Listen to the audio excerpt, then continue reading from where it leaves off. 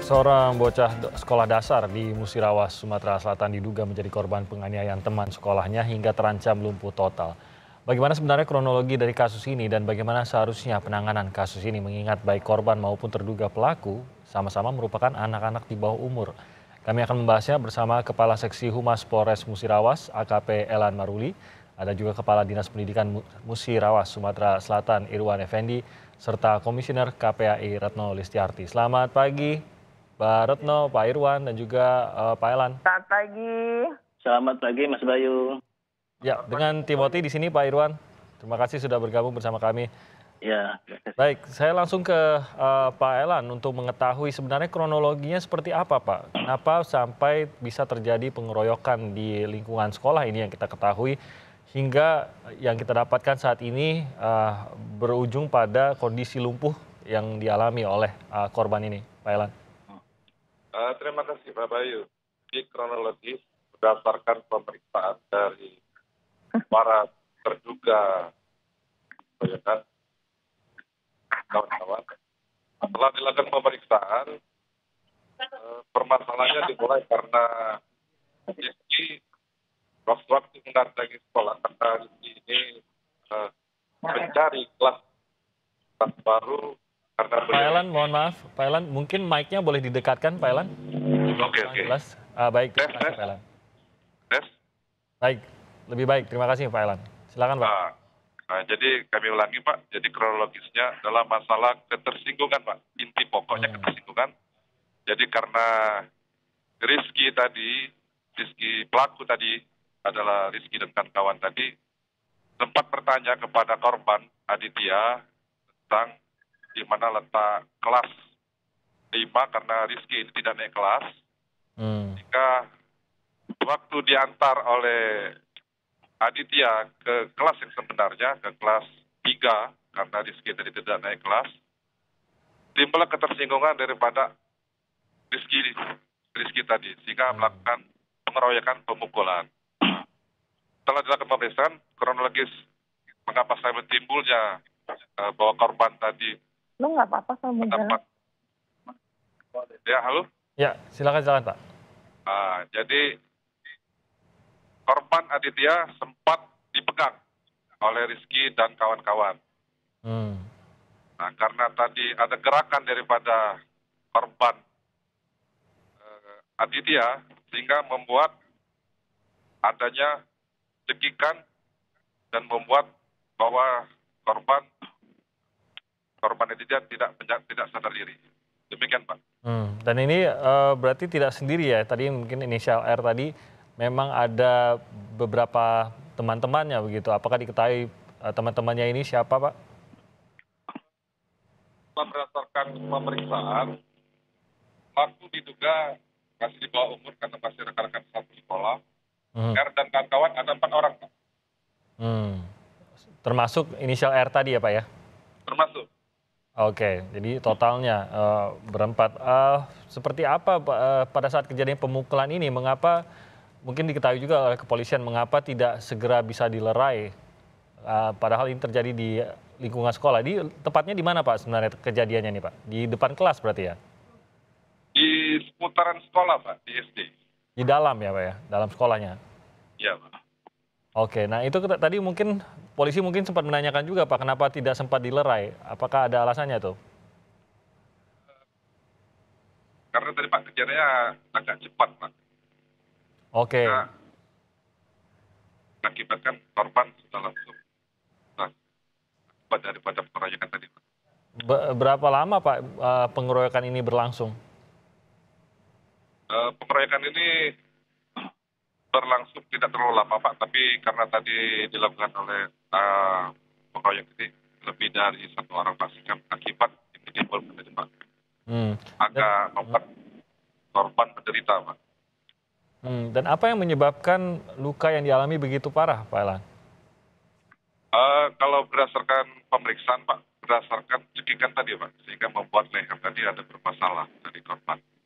Benarkah ada sampai benturan di sekitar kepala yang menyebabkan saat ini kan kita ketahui patah leher?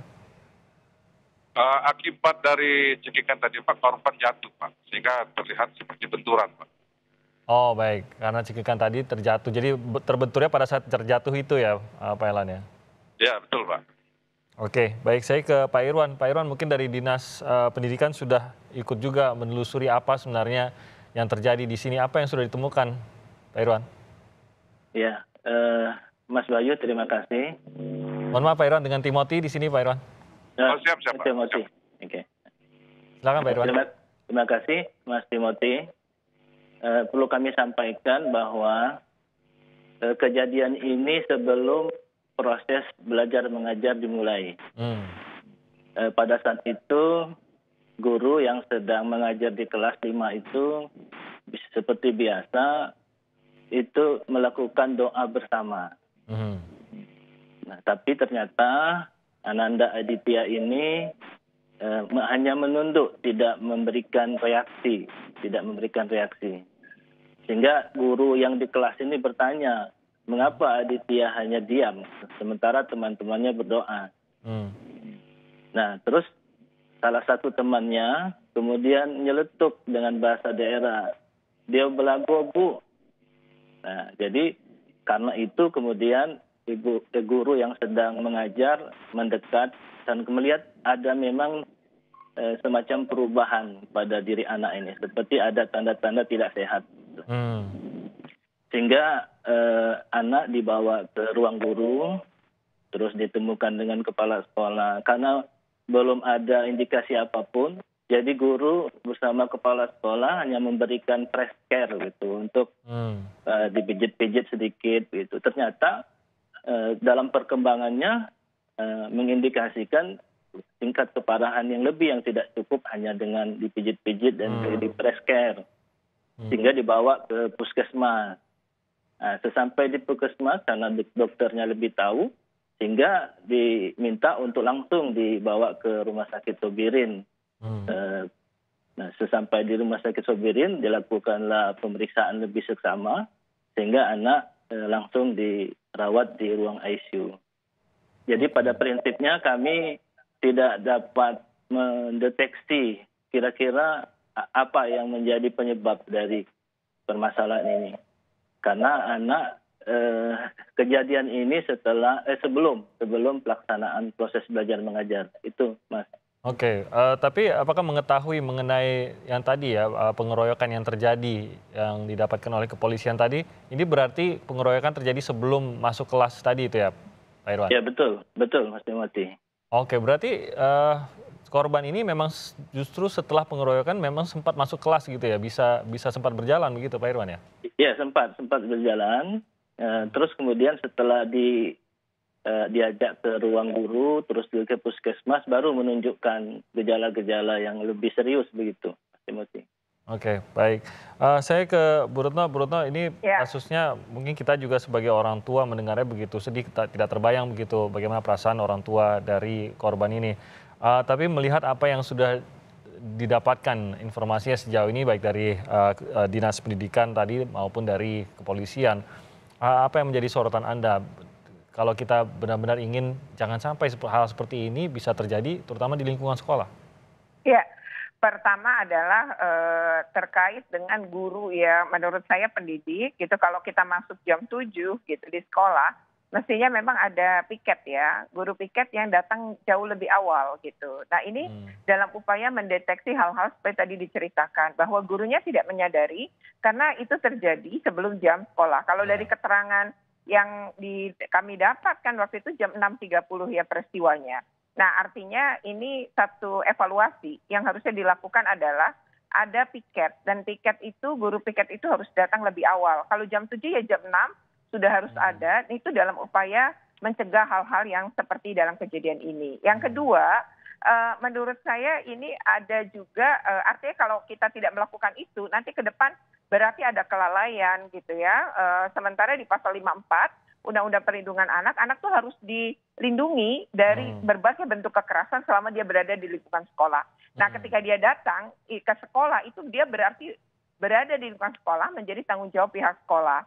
Nah yang berikutnya lagi adalah anak ini tidak bicara, ya, artinya dia tidak mengatakan apa yang dia alami. Nah barangkali ini juga ada sistem pengaduan yang mungkin tidak dibangun juga. sehingga anak ini tidak bisa bicara atau tidak berani mengatakan, kan bisa seperti itu. Dan tentu kita semua miris ya dengan kejadian ini. Walau ini mungkin bukan kejadian pertama di negeri kita, namun berkali-kali ini terjadi. Dan kembali lagi tadi bagaimana sekolah yang harusnya menjadi tempat yang aman dan nyaman bagi anak-anak, kemudian ini justru anak-anak mengalami kecelakaan gitu ya, istilahnya tanda kutip, di lingkungan sekolah. Jadi menurut kami Dinas Pendidikan Kabupaten ini mesti melakukan evaluasi, dan tidak hanya mungkin di sekolah ini, tapi di sekolah lain bagaimana sistem pencegahan harus dilakukan.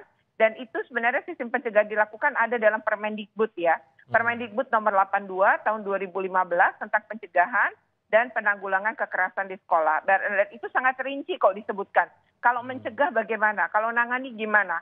Kalau pelakunya anak gimana? Kalau pelakunya gurunya gimana? Jadi sebenarnya sudah diatur. Hanya barangkali peraturan ini belum dipahami ya pada level sekolah. Ya, Mbak Ronto, kita kan sering mendengar bahwa peraturan dan penerapan ini seringkali terpisah jauh begitu dalam banyak hal lah begitu, terutama dalam peraturan maupun kadang perundang-undangan juga. Nah, dalam hal ini secara umum apakah apa yang tadi Mbak Ronto katakan siap, sekolah-sekolah itu sebenarnya secara umum siap dalam menangani kasus seperti ini? Enggak, kebanyakan enggak. Jadi dari berbagai kasus yang pokoknya setidaknya sejak 2017 ya saya menangani kasus-kasus di pendidikan. Itu sebelum pandemi persis yang anak diamputasi juga jarinya ya di Malang, karena juga mendapat pengeroyokan dari 7 anak. Itu sebenarnya artinya berulang-ulang terjadi dan berada dalam lingkungan sekolah loh kejadiannya. Nah, kami melihat belum siap ya, banyak sekolah juga gagap gitu. Jadi ketika nangani nggak tahu cara menangani gitu. Jadi terjadi tapi tidak paham bagian penanganan. Padahal kalau mau melihat SOP ataupun rujukan atau langkah, itu sebenarnya Permendikbud tadi sudah memberi bantuan kepada sekolah. Hanya mungkin tidak dipahami seperti tadi kata Mas Timothy ya, secara implementasi itu ke bawahnya tidak terjadi meskipun aturannya bagus. Ya, oke, ini kalau begitu memang kita sayangkan lah. Saya ke Pak Irwan lagi. Pak Irwan, sebenarnya hubungannya apakah diketahui juga antara anak ini, apakah sesuatu yang sudah berlangsung lama, mungkin ada kekesalan yang disimpan antara anak-anak ini, korban maupun pelaku, atau sebenarnya ini terjadi dalam satu kali dan tidak ada sejarahnya sebenarnya hubungan yang buruk antara mereka, atau apakah ini diketahui oleh Dinas Pendidikan? Ya, kejadian ini sebenarnya tergolong luar biasa lah Mas Timothy ya, karena di Musirawas 10 terakhir ini sepertinya ini adalah kejadian yang pertama gitu. Dan seperti yang diketahui oleh umum bahwa Musirawas ini dari 189 itu mayoritasnya adalah pedesaan yang memang cerita atau kejadian yang seperti ini baru kali ini terjadi gitu. Dan ini yang kami ketahui dari sekolah memang yang diindikasikan sebagai pelaku ini menurut yang kami terima ini, tapi ini perlu didalami. Ini anak ini adalah pindahan dari sekolah lain yang letaknya di tempat yang agak jauh dari Kabupaten Musirawas. Jadi kami tidak bisa menelusuri seperti apa karakter yang bersangkutan gitu. Ini maksudnya korban atau pelakunya, Pak? Yang pelakunya. Oh, pelakunya. Oke, mungkin itu alasan tadi Pak Elan juga sempat mengatakan kronologinya bertanya mengenai lokasi kelas, itu mungkin alasannya juga ya. Nah, Pak Elan, apakah dari kepolisian juga mengetahui apakah ini memang bisa dikatakan sesuatu yang kebetulan terjadi pada saat itu, atau memang ada sejarahnya antara pelaku dan korban ini sejauh ini yang diketahui oleh kepolisian, Pak Elan? Terima kasih, Pak. Jadi kebetulan, Pak. Jadi belum ada yang terjadi saat itu dan baru pertama kali. Oke, tampaknya ada gangguan komunikasi lagi dengan Pak Elan tadi. Kita akan coba perbaiki komunikasi kita dengan Pak Elan nanti. Dengan demikian saya akan jeda sebentar. Nanti kita akan lanjutkan lagi pembahasan ini dan jangan kemana-mana saudara, nanti kita akan kembali lagi dengan pembahasan terkait dengan kondisi bocah SD yang saat ini masih dirawat di rumah sakit dan terancam bisa mengalami lumpuh total. Kami akan kembali dengan perbincangan saat lagi.